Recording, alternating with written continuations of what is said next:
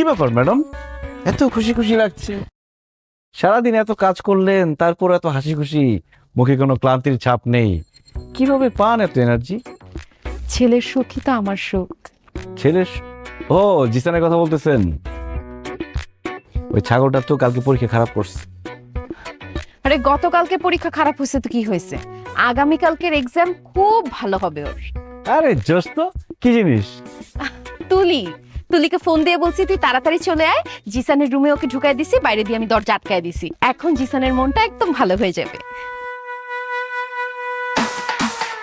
কি হলো? জিসান, এই জিসান, আপনার কি মাথায় সমস্যা? অ্যাডাল্ট ছেলে মেয়েদের রুমের মধ্যে ঢুকে আপনি দরজা বন্ধ করে দিচ্ছেন। আমার সামনে থেকে যান, যান এখান থেকে। এই মেয়ে, তুমি যাও যাও। আমি তো এটাই বুঝতেছি না আমার অপরাধটা কি। আপনার কোনো অপরাধ নাই, অপরাধ আমার। আপনাকে বিশ্বাস করে আমাদের বাসায় নিয়ে আসছি।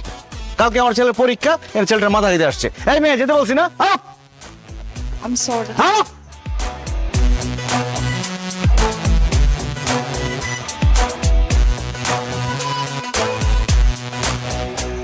পড়তে বস।